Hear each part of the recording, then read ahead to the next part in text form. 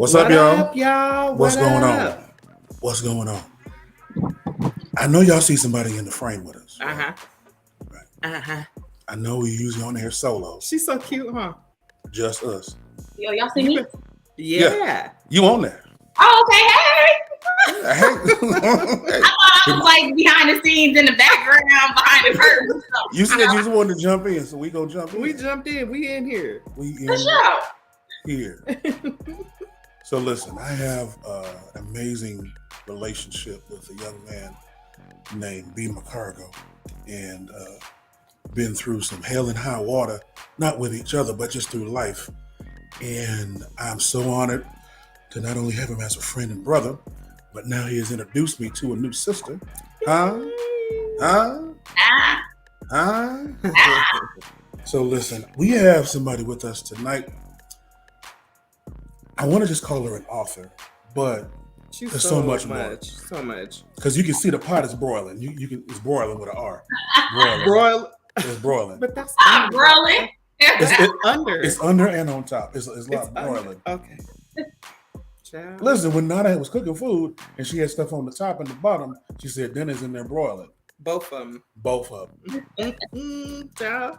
He's at the top and the bottom. But DeAndrea McCargo is not just an author, but she is an amazing person.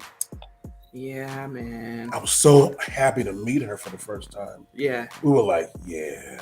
I was so listen. Yeah. I knew I was instantly. in my house before I was in the house. Yeah. Instantly, I Yeah. was like, I love her, and I'm gonna love her forever. I Oh, already Yeah. know. I already knew. As soon as I met you, I was like, "Yep, that's my sissy for I love y'all too. Yeah. And we chilled at the crib and prayed for some people and fellowshipped. And Yeah, man, it was a good time. And then they came and spent a weekend with us at our retreat for our church. oh, it was so good. So good. It was a good time. God is so faithful. Yeah, And she is the author of a book called Still. I'm saving that page. okay.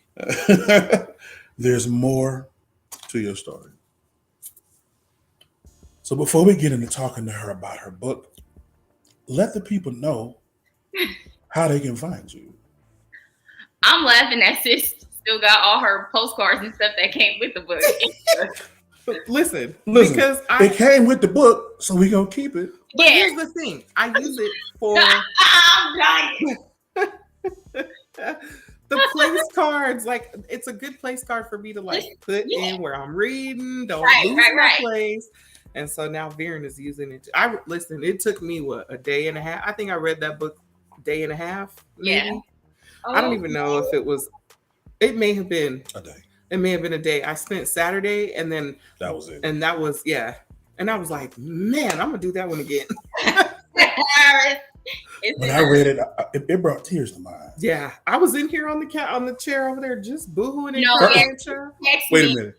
like, Wait a minute. My first response was, who are these uncircumcised Philistines that hurt my sister? Listen, I was the way I was ready to fight and was Like, like, I I don't even know who to fight, but someone is- needs to get beat up for this. Who no. are these raggedy? Well, want to cuss. Don't. Don't cuss, bro. Don't cuss. All right. So listen, Live. tell the people how they can get your book and how to find you before we get into this goodness. Yes, absolutely. So the book is hold mine up. Right, it doesn't have all the place cards in it. Right. No, this is a brand new book. So, it's just been prayed over yet. We haven't, attached all the paperwork. But so you can go to my website, which is DeAndreaMcCargo.com for a hard copy of the book. But for an ebook or a digital version, you can get it on Amazon. Just search my name, DeAndrea McCargo, and it will be there. Perfect. Yeah. What about on social media? You on Instagram? I TikTok? am on Instagram. You know what? I haven't gotten over to TikTok. I don't do none of that. I'm not on Twitter.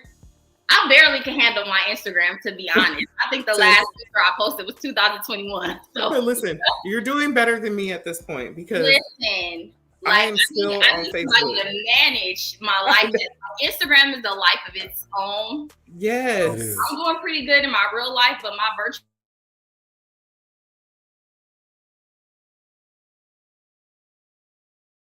am on Instagram though, and it's DeAndrea McCargo as well. DeAndrea.McCargo.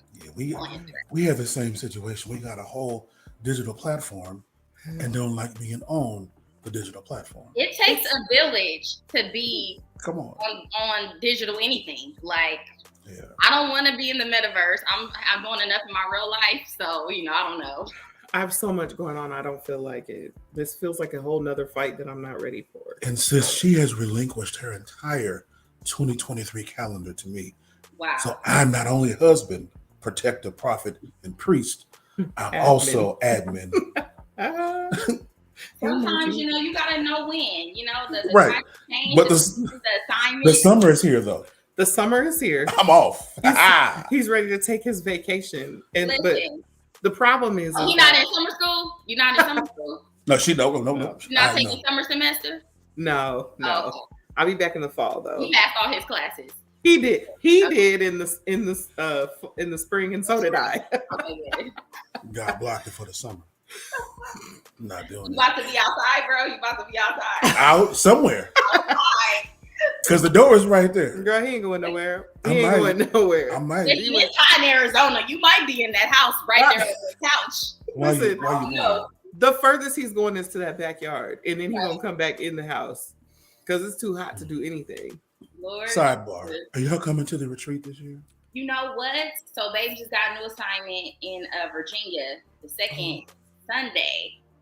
So we trying to figure that out so we can be there for the second weekend in July and then do. Not logged off. You logging off? Caught a whole attitude. Sponsored a couple too, so I was just like, yeah, we gotta go. We gonna be there. Yeah. Okay. We have couples that come.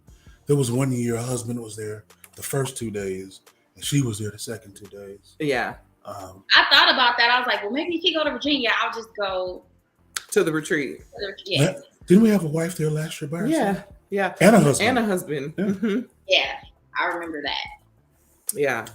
But it's the same. I mean, it's a couples retreat, okay? Exactly. So that's what I'm saying. It's like, the rooms are nice.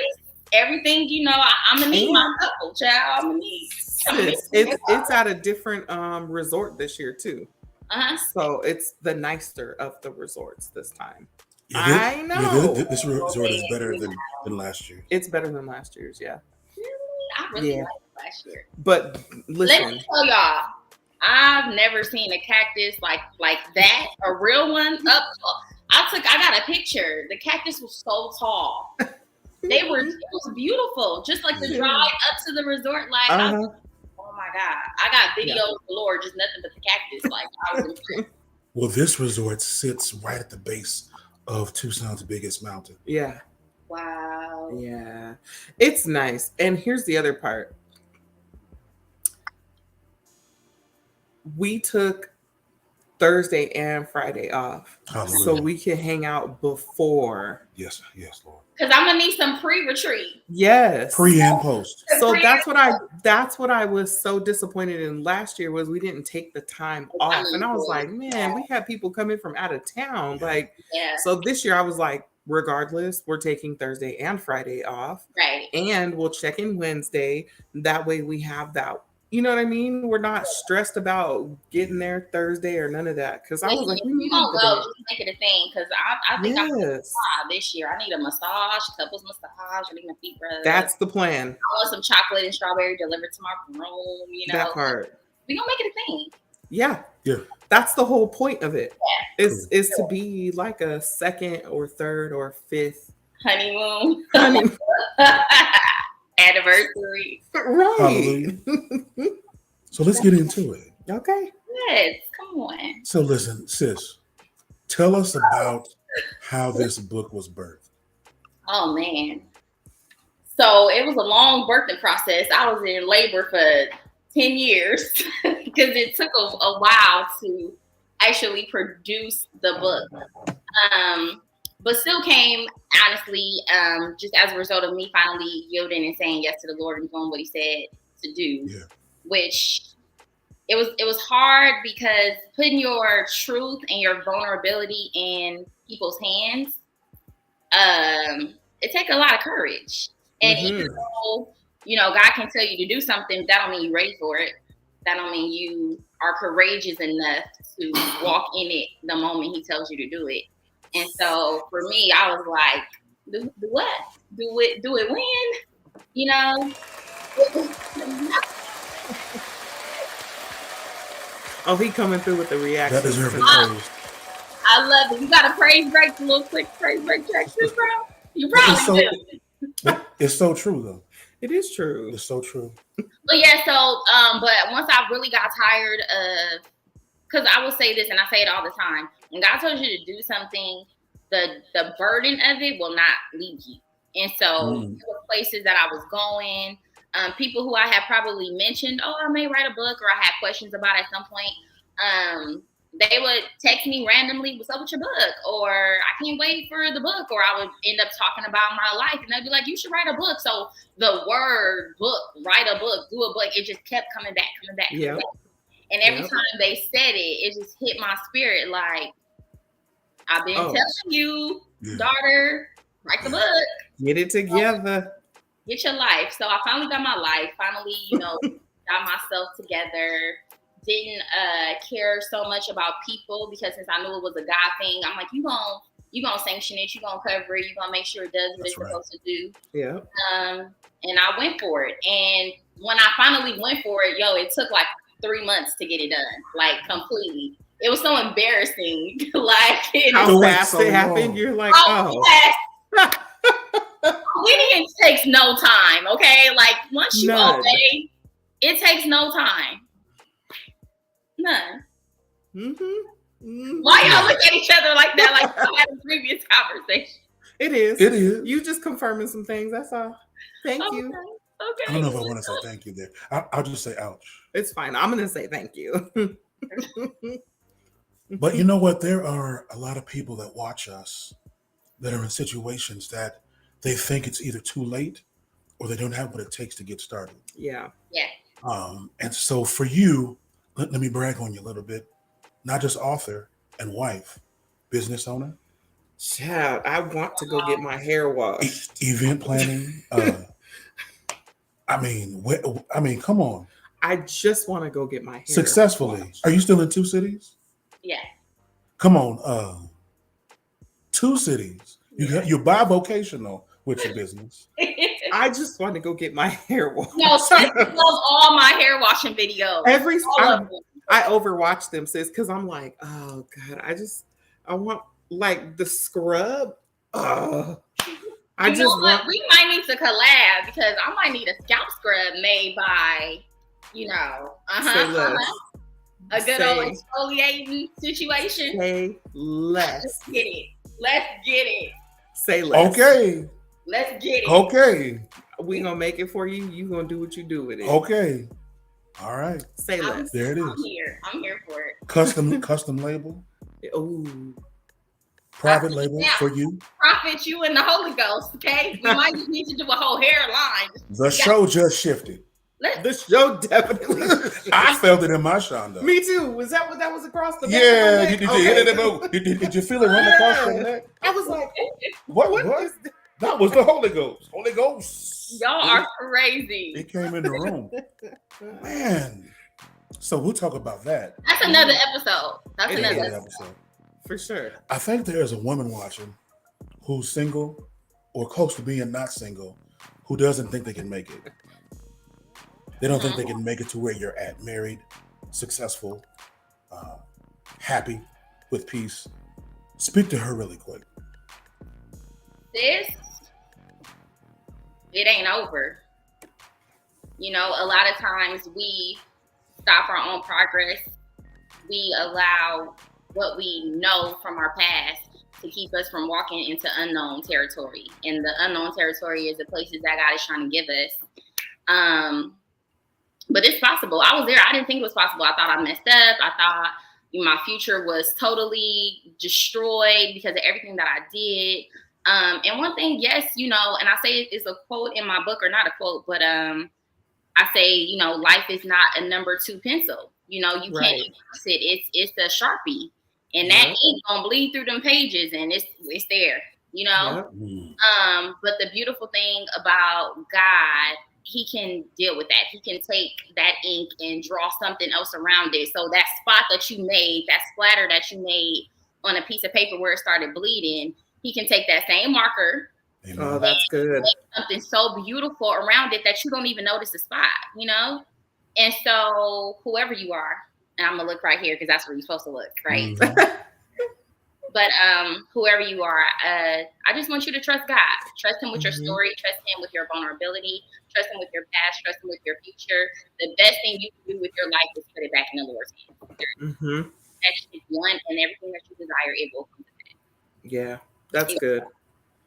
That's good, because I know when I was single, well, no, because when I was single child, I was single. Single, Okay? we are living.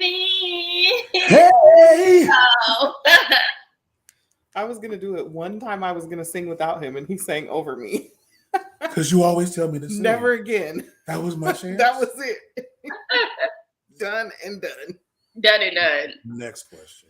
I'm telling you, when I was single, I was so like focused on making sure that I was good and my kids were good. And I'm telling you, Viren kind of came out of the nowhere. Listen, no, for real. You know? And so my biggest thing is always like, don't give up on the hope, but stay so focused on yourself. Yeah. And getting you together that God has no reason but to bless you. That's right. When you're ready. You're not thinking about it, you're not. Yeah. When you every time you finally get to that place in you where you like, I'm good. Yeah. I'm so good. Yeah. And then they come and you almost don't want them no more because you've been so good. Like all the work.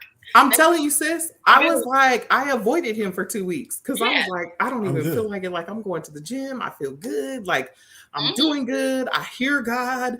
I don't want to mess up what I'm doing right now because I'm doing so good and I feel so good, you know. And I was like, and then when you're not sure that they're the one, right? You like, I don't even want to waste my time because I really don't even know what this is. So before I invest or even answer the phone call or respond to the text, like you ghosting them. I like, was, yeah. And the disrespectful way that I asked Viren out. It was Why was it disrespectful? Sis. Because I didn't want to do it. Yeah. I was like, I don't feel like it. Like I don't feel like going through the dating process. And mind you, God showed me Viren in my dreams twice. So when I met him, years before we met. Yeah. I was speechless when I met him because then I was like, oh Lord. Yeah. He did it for real. Yeah, he here. Like this is for real. I couldn't even like deny it. I couldn't say it was, you know, I couldn't blame myself. I couldn't say this was all me. Like there was no way for me to take credit for any of it. Right. And I know that's what God wanted, but as a single person, I dodged him like all of the bullets on South Central. Okay. Right. Like I don't feel like it. but I waited, huh? He did. He waited. He did. Yeah, he did. He waited. Wow. There might be a ministry for you. Do you mind sharing your age? If you don't, that's okay. Oh, no, I'm 33. So, boom. Listen, there might be a ministry in that where there are women that in that age group or close that are single and want to be married. Yeah. I've never seen anything specific for that group. You know what? That's funny that you say that because a friend of mine, we were just talking about marriage and about how people really didn't tell us the truth about marriage. Like, you know, it's all these generic answers like, oh, marriages work and one day at a time communicate. Like, yes, those are great. That's great information. But some of the real, let's get down to the real, like the real stuff, right? I just think there needs to be a more honest conversation. Yes. The open and transparency. Yes. Right. A little bit more transparency. Yeah. Yeah. Yeah, that's so true. So I think that's our whole like reason behind doing Chat with the Chappls is because we are very transparent. Yeah. And we will say the things that people are like, dang. I've always been known for saying the stuff that people were thinking. Because same. yeah. And I always took, I just took whatever came with it on behalf of everybody else.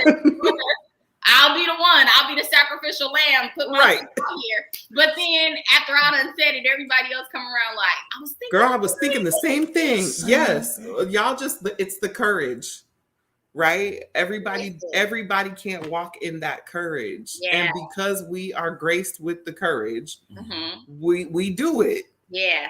If we're not having a good day, we say we're not having a good day. Yeah. Like, listen. And that's I love you. And that's okay. It's okay. Exactly. That's the whole point is like we're growing together, but our paces might look different. Yeah.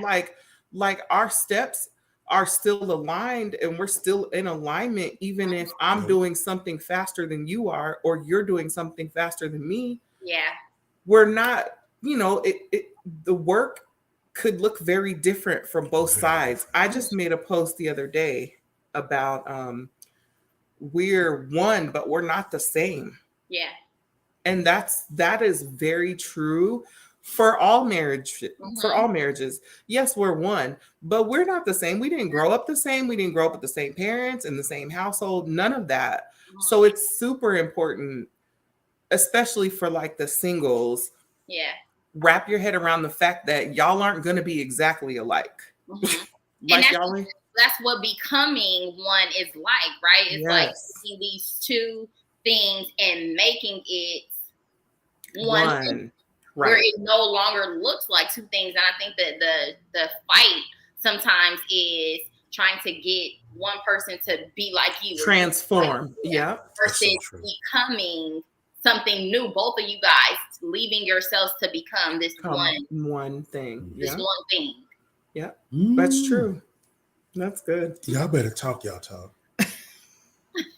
Yes, bro, get in on this conversation. I know. Yeah, I'm just like, yeah.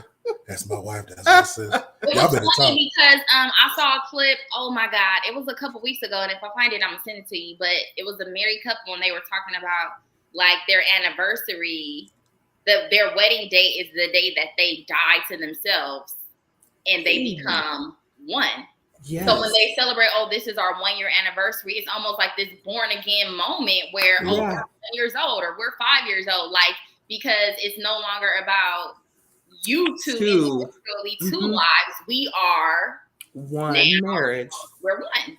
Yeah, that's good. That's good. Like, that's a good way to look at it too. It absolutely is. That's a good way to look at your anniversary. When you think about marriage in the sense of like, okay, say you are 3 years in, like we're about to be 3 years in.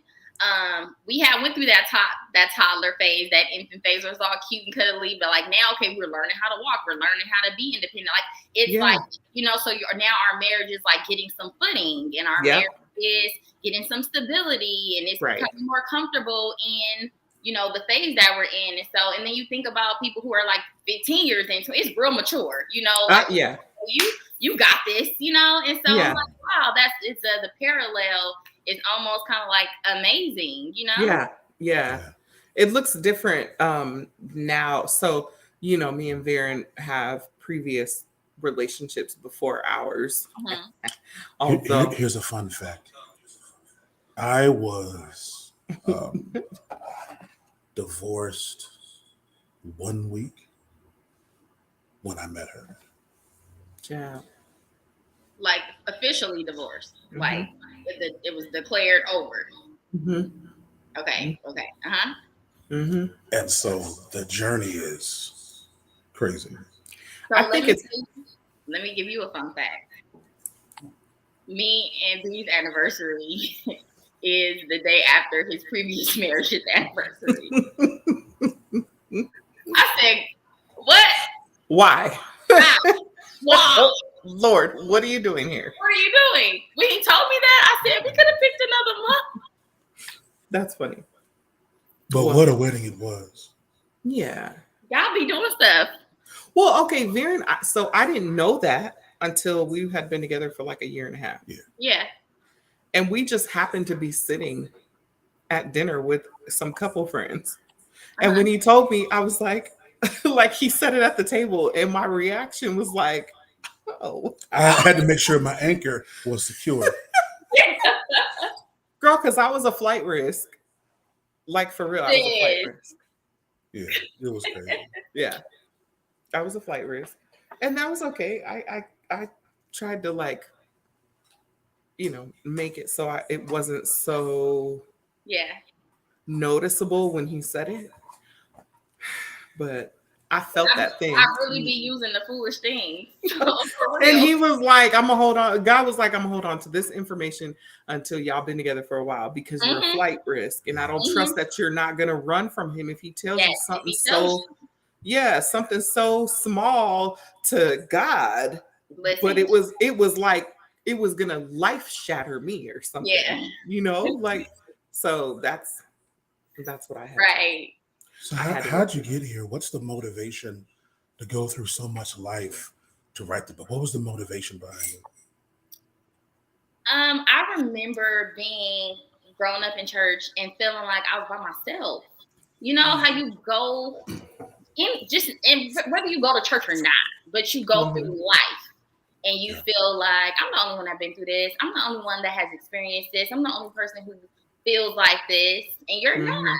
Right. And I was like, I want to be what I was looking for when I was younger to somebody else. You know what I'm saying? Like, I want somebody to, I believe in being relatable. A lot of times we can't connect because there's no relatability. Like, I don't have any empathy or sympathy because that's not my experience, Right. Sometimes people have so many differences in their lives and different experiences where you can almost feel like you're alone. And because you feel like that, you stay like that. You feel like you can't get out. You feel like you don't have any hope. And so coming out of my situation, and then finding that boldness and that courage, I was like, you know what? I need to do this because there is somebody else feeling the way that I used to feel. And I need them to know that it's possible to evolve. It's possible to overcome. Like, it's not beyond you. It's not it can happen for them, but not for me. God can do it for them, but not for me. God loves them more than he loves. Like, it's not any of that. It takes willpower. It takes willpower. It takes identifying triggers and struggles and weaknesses. It takes honesty, because a lot of times we are very good at lying to ourselves. Girl. It's, and I got to a place where I really want to be free. I want to be free in my spirit, not just pretend, Right. In a world where this whole fake it till you make it thing and this idea of putting on for people and presenting our best selves to people. But sometimes it's your ugliness that will draw more people than you think. Like, let's just keep it a buck. So just a couple of days ago, when Sarah Jakes is preaching and her wig falls off. Oh, yes. She snatched that mug off. People were inspired. I watched her live afterwards and she was like, I'm thinking this moment was going to deter people and they were going to have all these negative things to say. And here they are inspired by this moment. And I'm like, that people don't really realize how many people are watching us, and they're watching us even when we're going through, and they're watching us when we're struggling, and they're watching us when we're broken, and when we've come out of divorce, and when we've, flunked out of school, and when we got it out of well, like all these times they're looking to see how we're gonna make it, because they can be internalizing a moment where they don't know how they're gonna make it, And so God allows some of us to go through public humiliation and public trials and storms for him to get glory, but for people who are battling with it internally and behind closed doors can know that it's possible for you to overcome. And see, that's the good part about it, is like when you do have the transparency moment and it is in front of, the world, it allows the people who thought I could never, or I would never, or she lives this different life, or there's this different, you know what I mean? Like they're above in some way. It allows, like you said, them to be relatable. Like, now all the women in the audience that snatched their wigs off with her, ciao, I was like, well, yeah, like, I'm gonna do it too. Because that's part of being transparent. Sarah did what God led her to do in a very vulnerable moment for her, but a very real moment for the rest of the world. Love, and this is what, and I've always loved her. Yeah, but what I love is that she didn't let it fall off. No, she said, I'm gonna take it off. Like she took authority in a moment that could have humiliated her. But she was like, you know what? Is it gonna be this wig or this word? And she chose the word and the will of God over what would have been a distraction. She was like, it's distracting y'all by sliding, so let me just go ahead and take it off. Yeah. We're just gonna get rid of the distractions so everybody can focus. We're gonna get rid of the chatter and what people, you know what I'm saying? We're gonna take authority, and a lot of times we will let people talk around us and draw conclusions around us and make a mockery of us instead of finding the courage and the strength to take authority and control of a situation by whether that's being healed, whether that's being honest, whether that's finding therapy. Like you control the narrative. Right. And how many of those people heard and saw God in that moment, just in that one moment, that otherwise may not have been able to pay attention or focus. It's the goat. So true. I was like, well, yeah. Like her daddy. Yes. I was unapologetic. Somebody would. I want you to. I just want you to. Yeah. Listen. I just want you to. Listen. Yeah. Okay, sis. So what did your family think about the book and you writing the book? You know what? I love my family.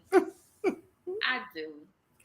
They get on my nerves. Child, their only job sometimes is to do just that. But I love them. And one thing about my parents, and you know what? I'm gonna tell you, I take offense sometimes when people, I mean, I know you said it jokingly, like you were mad and stuff, but I'm like, it happened to me. You know what I'm saying? Like I get sympathizing and empathizing and all that stuff, but I don't need you to go fight a battle. The book is the battle, okay? Exactly. The book is the fight. That's the fight. It's over. That's it. Yep, it's done. I already fought the fight. I don't need you to ask me who, what, when, where, why, how, and all of this stuff. Yeah. I don't need you to. No. But look at the emotion that this book draws. You talk about You know what? And see, because I'm a reader, that's another reason why I wanted the book to be like a quick read. I got a whole library of books that I've started and ain't finished, and I was like, my book is not about to be that. Hi, Mom. Hey, my book is not about to be that. You know what I'm saying? Like, right. I'm gonna read this book. So, but I love my family because they trust my relationship with God. They trust my prayer life, my devotion life. They trust that I hear God's voice, and so for me to tell them, hey, you know, I think God want me to write this book, you know, and then getting more intentional about getting it done. They were supportive because they knew it was going to be done in class and in taste and with integrity. Right. I've never been the girl that bashes people, the girl that like, you know what I'm saying? Like I've had issues with people, but I'm not a bully, and I'm not messy, and I'm not catty. Like that's not my personality. Right. And so even telling a story that has some trials and tribulations, some disagreements, some flaws, some dysfunction, I wanted to do it in a way because I read tell-all books, and it's like I didn't get nothing from it. You told me a bit, right? Tacky, you know. And at the end of the day, everybody. Yes, you know, I told my story, and yes, my family was involved, and you know, other people were involved, and they may not be ready to own their part. It's not my job to tell their story. It's my job to tell mine. And so I wanted to do it in a way where they were comfortable enough, you know, and I was still being honest, and I let, you know, my mom read it. She actually read the book when it was in manuscript form. And you know, we talked about a lot of things. We worked through things as family. We went through healing and things like that. My dad knew I was writing the book, and he knew my story, but I don't think he's read it in book form. And as my father, I just don't think I don't know. He says he's going to read it. He just probably hasn't had the time. but he fully supports Sure. completely. Yeah. You know, that's so funny that you said that about your dad, because like my dad is the same way. I asked him the other day if he could if he could give me some words that would describe me at my worst and my best. Uh-huh. And his automatic reply was absolutely not. And I was like, what? And he had to call me to tell me why he wasn't going to do that. Yeah. So there are some things apparently that as daughters, we don't realize that our dads kind of work through. Yeah. And the emotions that they go through while they're raising us to kind of just like, aside from the protector part. Right. But it's almost like, because that's their job. Yeah.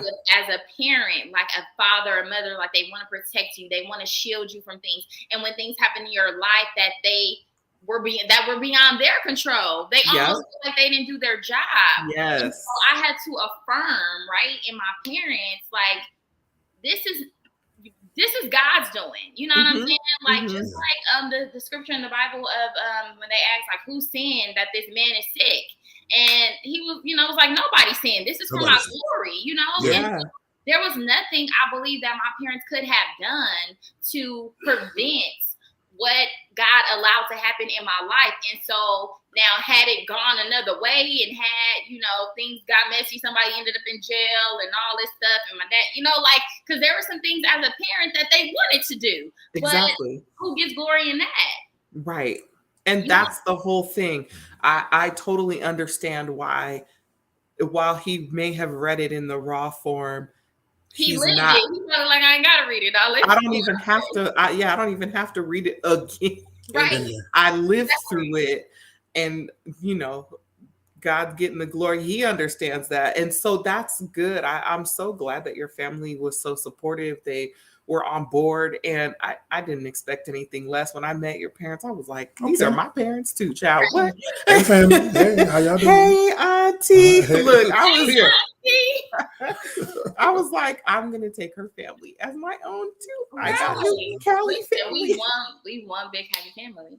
Yeah. You take a deep dive into some pretty intense moments. Now, I'm not gonna tell y'all what's in the book. Right. I know y'all want to know. Go get it. I need y'all to go to McCargo. I posted it. Actually, I think it's because I typed your name. I need you to go there to the website. Yeah. Buy the book. So support sis. The book is amazing. It's going to bring you in to how she got to a place of victory, a place of triumph. Yeah. To go through those surprises and spontaneous moments that were totally devastating. To attempt to rob somebody of their purity, but to fail, and to see her in triumph is amazing. So I need y'all to go to McCargo.com. I feel like you're passionate about it. I am. When it comes to family, now listen, I've been sick all week. I'm giving you all my energy because after this, he's going to bed. I'm gonna go lay down. Go lay down. I'm gonna go lay down. Go lay down, bro. Yeah, go lay down.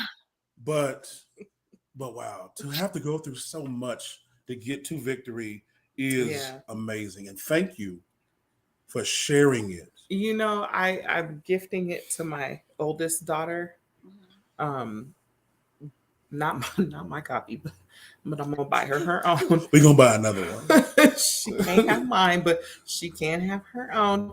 Let me go to the website. I know. That is so. You know how many people it's one family I know, the Dodds, and it's the mom and two daughters, and literally they was like, no, we're buying our own books. Like, we're not sharing nothing. We can't share. Well, I don't trust that you gonna do because you're gonna highlight my stuff. I'm gonna be upset because it's not gonna be my stuff that I have highlighted. We're gonna mix up highlights, and I'm not in the mood. Okay. So yeah, be serious about this book. Serious. I'll get her own, and I want her to read it. But I know that the timing has to be right. Yeah. For her to actually receive it. Yeah. Right. So while I will buy it for her, I'm waiting for the moment where she'll be open to receiving it, because I think that's the biggest part for me is I want you to get what's in here, but I need you to be open to receiving it. And that's the thing about even healing, deliverance. Like there has to be a part of you that's ready for it. Right. So even it was, and I think that was also the hardest part too in writing my book, was because I struggle with, okay, how much to say, how explicit to get, how, you know, because I mean, I'm not writing no, you know, like Zane novel or something like that. Like, you know, that's not what it is. You know, it's not that. But at the same time, I wanted people to feel what I was feeling. You know? And at the same time, though, in writing it, I knew that it was going to open up some things for the readers, right? I knew it was going to kind of maybe cause them to think about some things that maybe they have not wrote a book about or told anybody about. And so that's why that prayer is like right there. And before we get to all the tea, it's like, let me just pray for y'all real quick, because. And I appreciated that prayer. I appreciated that prayer because we didn't know what we were getting ready to read. So I was like, "Ooh, this will settle you right on in." And then, it was a good thing. I needed it because the way my flesh reacted, I can only imagine how you walked through that. Like the way my flesh reacted was. It was heavy, and like it caught me. I mean, it was a snatch grab like your mama does at the store under your arm. It was one of those kind of. It was one of those, and so I appreciated the prayer right from the jump. I was like, okay. But just like you said, like, you know, when you your flesh, your body responds to your emotions, and it happens, and so even trauma, you know, sickness and disease, a lot of those things happen in our body as a result of unresolved issues, unresolved trauma. So it's important, yes, while you're going through things or after you've gone through, to like go get healing for those emotions so your body can like recalibrate and come back to a place of balance and harmony. Because if not, then it's going to be this constant war and this constant fight and this constant dis-ease. You're going to have headaches and high blood pressure, and all these things are happening in your body as a result of emotions taking over that you can't control or you can't, you know, channel in the right way. Yeah, I agree. I agree with your mom too. She said I had to put it down several times in my straight through read. My daughter, my Jesus. And I felt that because me too. Like you said, so being a mental health coach, I had to take a moment like, okay, wait. Like I got a lot of those messages. Like I had to read it in doses. And that's why, like, I could have just read it straight through and just been like, I'm done. But I was like, okay, you have to take a break. So you don't overstimulate your flesh to the point that it reacts. But then also take the reminder, like, okay, God, there's more to her story than just all of the, like, okay, breathe, take a minute, God, recalibrate, like refresh, renew, like restore, because my flesh feels ready to go off on everybody in the neighborhood, and I'm not even in that neighborhood, but I will lose it on everybody in my own neighborhood. Because listen, I was emotional today in rereading some moments. I went outside to pray for you, and my prayer transitioned to gratitude, and then I got angry. Right, so I'm processing so many things in this prayer moment, right? And I said, God, what, why, how? You know, the nanny, the things, all the things you talk about in this book, like why her? And he said to me very eloquently and peacefully that in order for a seed to leave the Father's hand, he's got to drop it. And I was like, that seed is a soul. That seed is a person. It can't get in good soil unless it's dropped. So if we stay in safety too long, the seed can't grow. And so the fruit of your life, through the ministry of your life and your marriage, and the book happened because a father had to drop you in good soil. Ugh. Girl, when the prophet starts profiting, it always messes me up in a way that I'm not prepared for. But I mean, and even to take that further, you think about the transformations that happen in dark places. Yes. You think about the development of a child in a womb in a dark place, in a place that nobody else sees but God.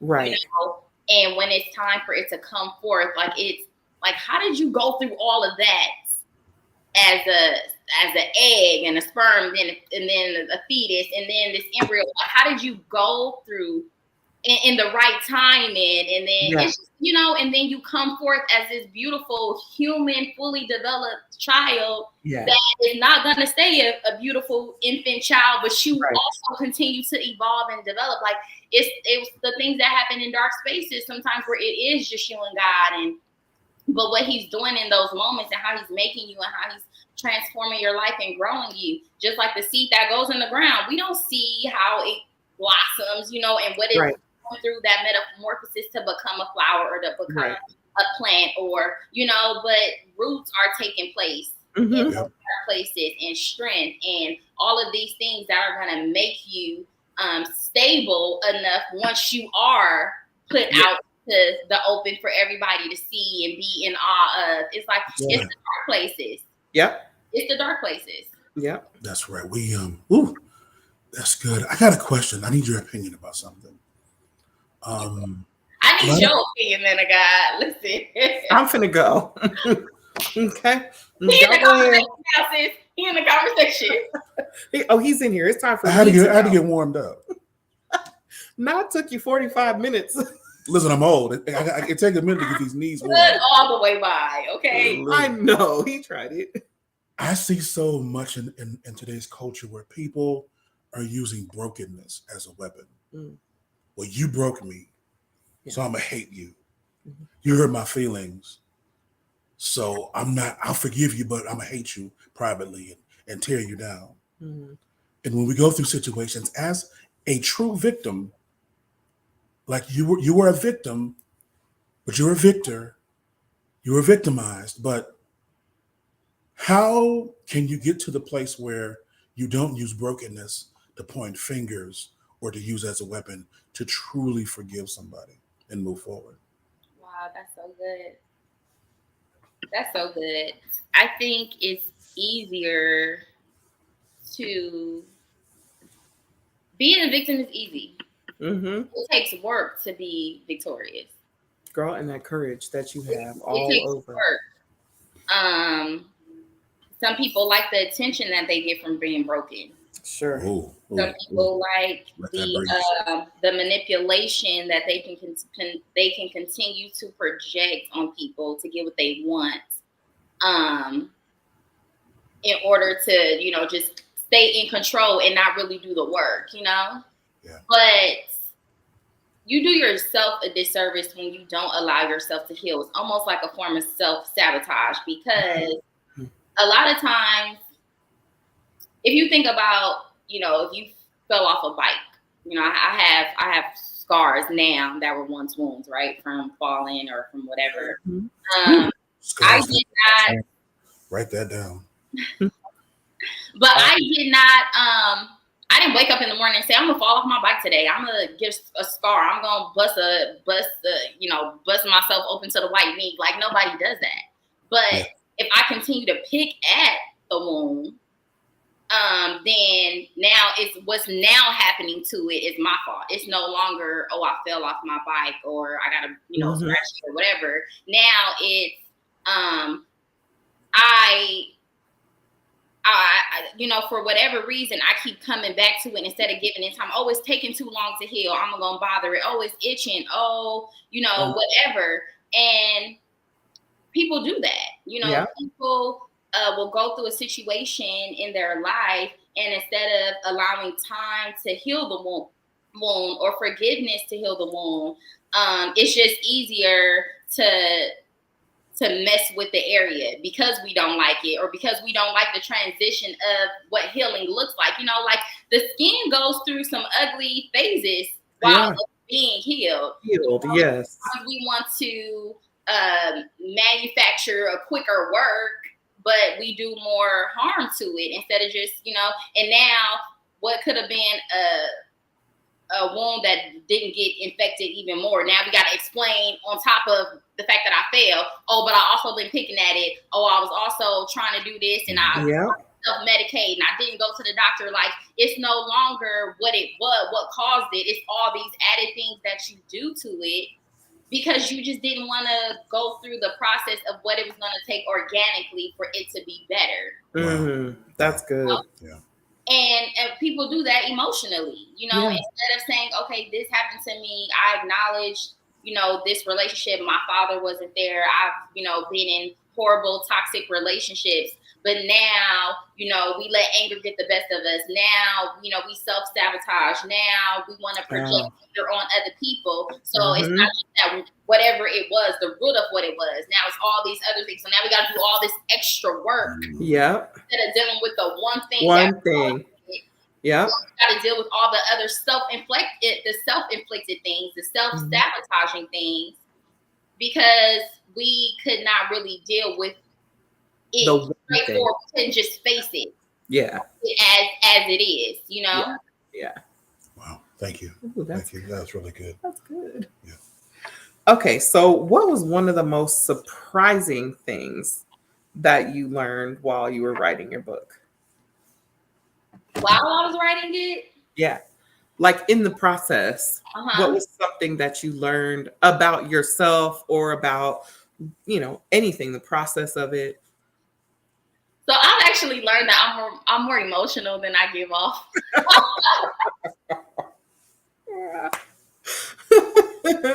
Me too. Me too. That's cute. I'm so emotional. Yeah.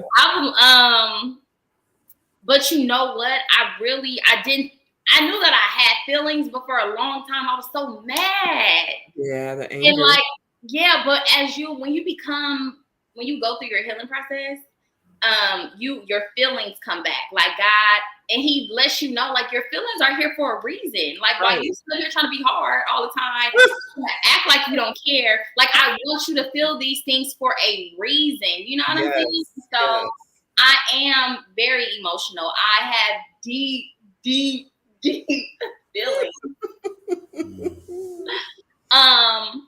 But I also learned like how strong I am. You know, like I'm very strong. Yeah. You know, and I think I have like these highlights in my Instagram reels of like quotes and stuff that I just think about. But like life has a way of showing you how strong you are. Like life, as you go through life, it can make or break you. But I'm like, gosh, like, and sometimes, you know, I didn't used to give myself enough credit, and not saying that I'm giving myself credit over God, but it's a good balance, right? Yeah. That we have to have with like believing in ourselves a little bit more and having a little bit more faith in what God has put in us. But it's the self-confidence. Right. So that I've seen that in you, and I don't even live near you. I don't see you every day, but just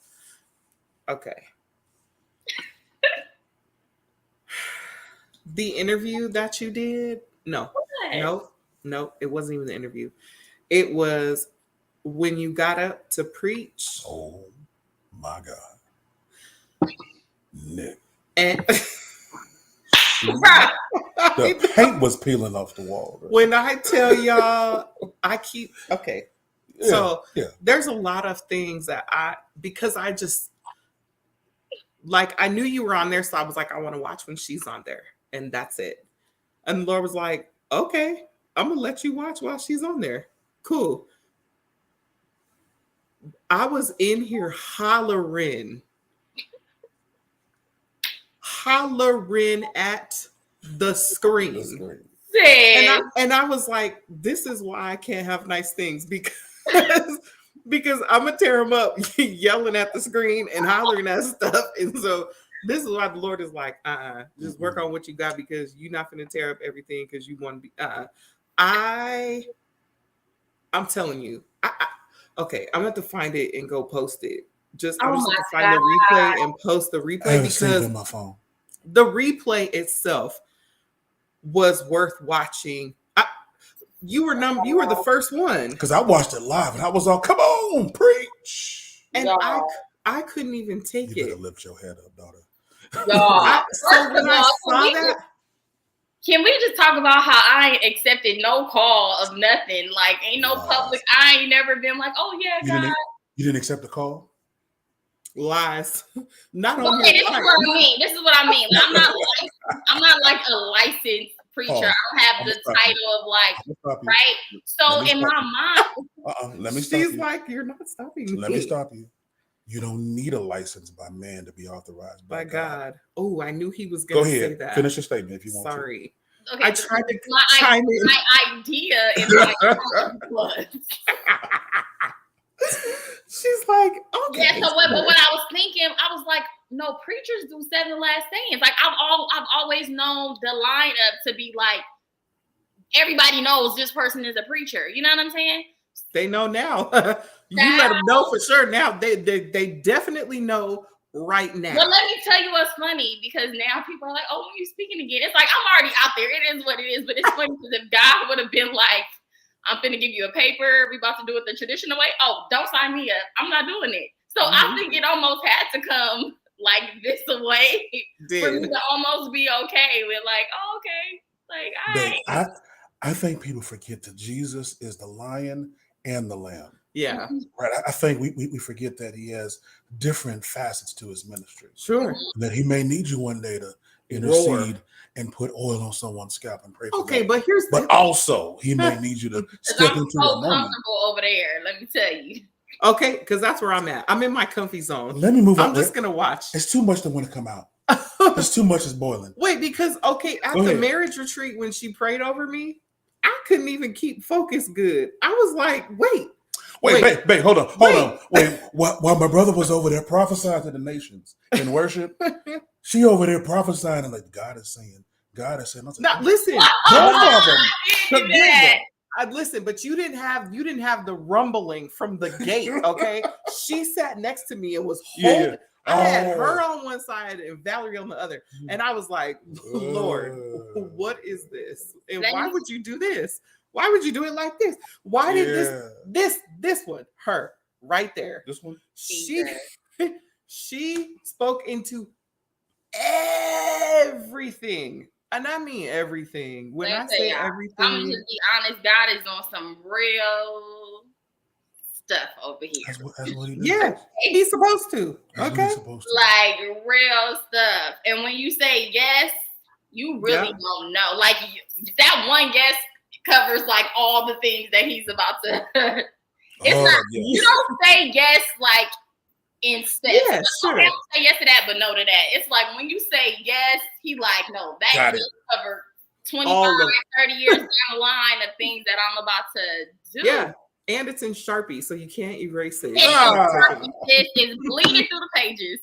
Through the pages is your signature. He was like, here it is again. I'll show you again. Let me turn the next page and you'll see it again. That same yes, it's like residual assignments attached to that one yes.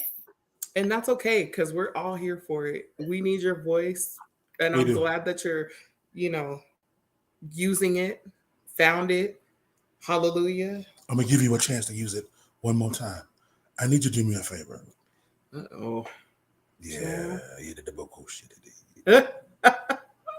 She's on what? When you, in chapter 9, when you start talking about RJ, you start talking about some embarrassment and some things of that nature. And I feel strongly that there's someone watching who's feeling the embarrassment because of what they've been through, whether by choice or violation. That the embarrassment is holding them back. Like it's putting brakes to the vehicle. Not just brakes, they are in the house, doors locked, no movement. Child, windows closed. Can you, for just a few moments or however long you want to close this, impart some words of wisdom and knowledge into a woman or a man who's dealing with the weight of embarrassment and being afraid to step out? So it's funny that you mentioned that because all week I have been thinking about God and how our view of him is so we don't view him the right way. Like we don't view God the right way. And a couple of weeks ago, I was at work and I think I was just talking to God, but I was talking to him from a place of like a sinner or a place of like, but you're God. And he was like, when are you going to learn that I love you? Like, when are you going to learn that I love you? Because a lot of times we don't view him as father, right? We view him as God, as creator, as a, this holy being who's in full control of the world. But nowhere, and I could be wrong, but not that I've seen, nowhere in the Bible did Jesus ever refer to God as God. He referred to him as father all the time.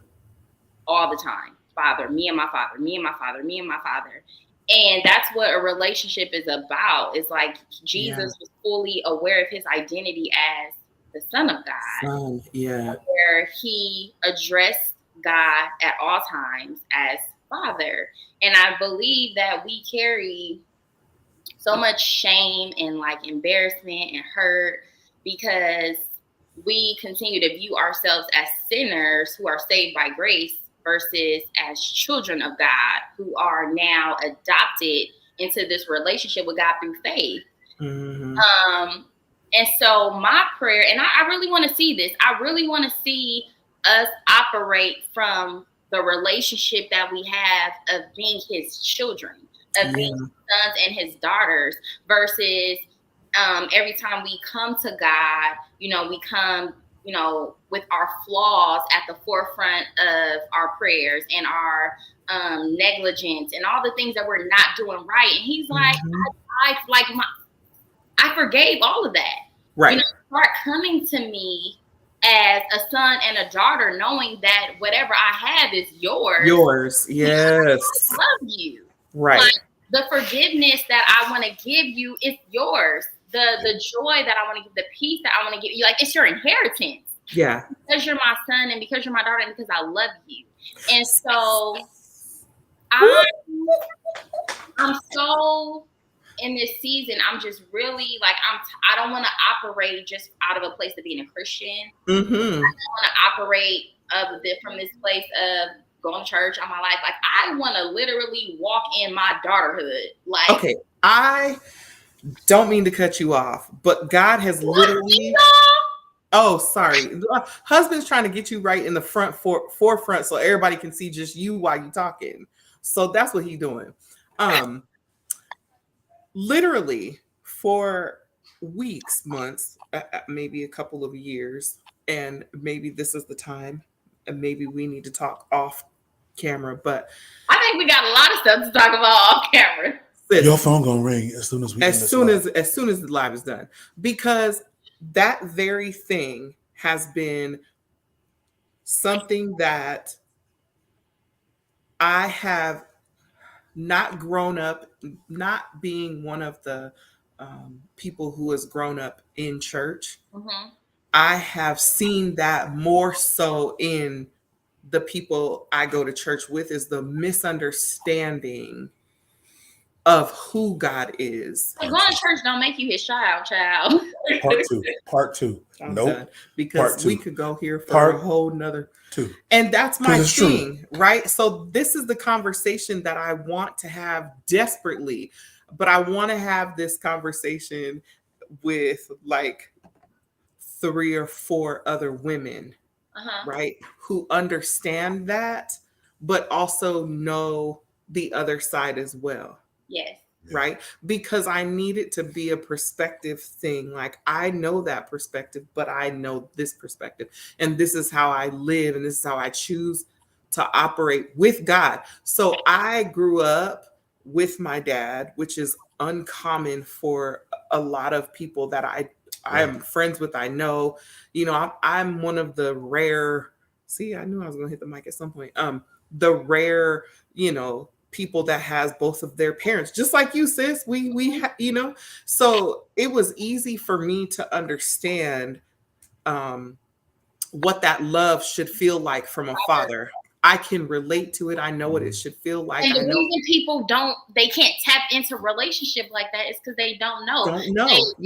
They keep viewing God through earthly perspectives of exactly. fathers, and he's like, y'all doing it. Even the best I love my dad to death. Yeah.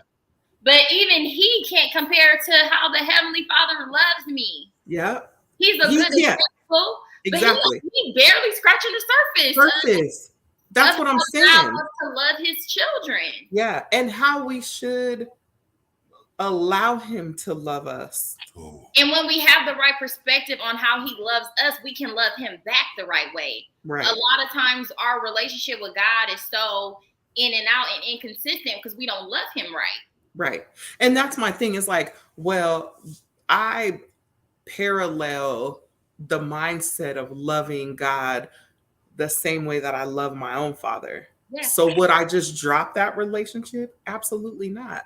Have there been moments where I was like, I'm cool on my dad right now? Absolutely. And that's because I had no idea. Yeah. Growing through those moments, taught me now as an older adult to be like, consistency is key. Yes.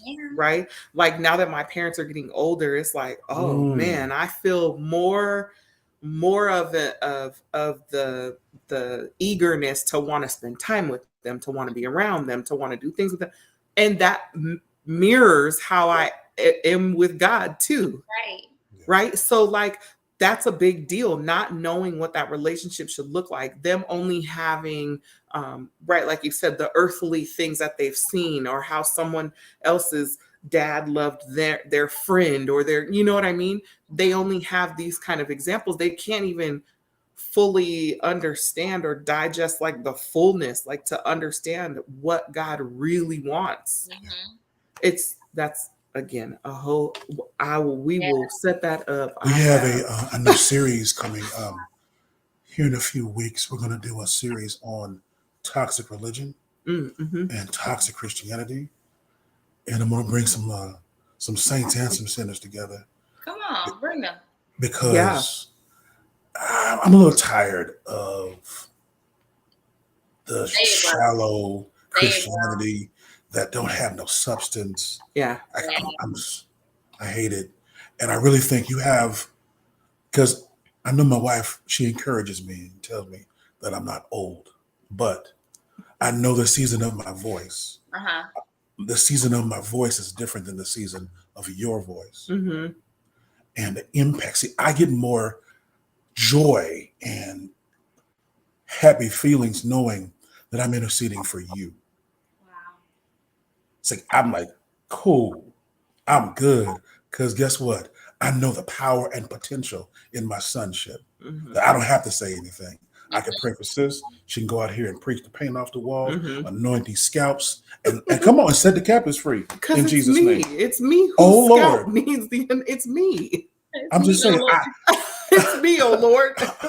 I love all of it, and I really, really, really appreciate you taking an hour and some change away from my brother and the family. I know you've been working all day. Child, she works like 72 hours a day, y'all. I'm gonna give her the mic one last time. But for y'all who don't know, we are here with DeAndrea McCargo. She is prophet. She is a business owner. She is a preacher.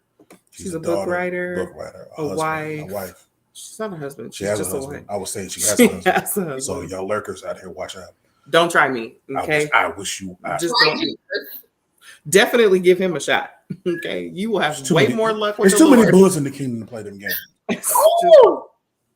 Go ahead. But please go to her website, DeAndreaMcCargo.com. Buy the book. Or two or three. Because I know 4 people right now that need the book. So guess what? I need to buy 4 books. Y'all do the same. So please, one last time, tell them something about you as we go out, get up out of here, and talk to the people for a minute. Okay, yeah, tell us something fun. Stop making her go to one person. Something fun. Yeah, something fun. What do you like to do when you have free time? So when I have free time, I like taking naps. Girl. Let's just keep it a buck. Okay. I had a nap revelation. Yeah. Nap revelation was that when we were younger, we took naps because the adults we was on their nerves. Like Okay. we only took naps to give them a break. We wasn't tired. We wasn't. What were we doing that required us at 5 and 6 years old to need a nap? Nothing. Not one thing. I need a nap as an adult. And need, okay? No, it is like, a necessary thing at this OMG. Okay. So I actually appreciate my naps, my spa. This, I love being at home. I just, you know what I'm saying? Like, I love coming home. And that's a great thing to come home and be in a place of peace. Like, my home is my sanctuary, period. It's a lot of people who go everywhere but home. Listen. But at this point in my life, and especially because transitioning, being newly married and praying to God for, my babies to come on through here and all this stuff, I'm like, all right, Lord, let me take, and I've been working and being an entrepreneur, and it's not going nowhere. So let me kind of back up and then honestly give more attention to the next book that the Lord is telling me to write. That will not take 10 years to do. Okay. Because you said yes. And so yes. We're going to be author buddies because we have to finish our books this year as well. Yes, finish it. Okay. Finish it. 3 years ago. I'm praying for anybody that has started anything in this year that you will finish it. This year. This year. That's what God said. Finish what you started. That's what He's been telling me all year. Yes. So that's where I'm at. I'm finishing what I started. So listen, that's it. That's all. Deandra, we love you. Thank you for having me. Thank you for coming. Live, y'all know we about to be on the 4-way. So yeah, it's jumping right now, so it's fine. Okay, chat with the Chappls after party. That's right. After party. We always love having guests because we get to have the after party afterwards. And so your phone's going to ring in about 2 minutes. All right. So y'all go to her website, check her out. Get her book. Get the book, follow her, because I know for certain that God's glory is going to funnel through her life. Yes. Say bye, y'all. Bye, y'all. Bye.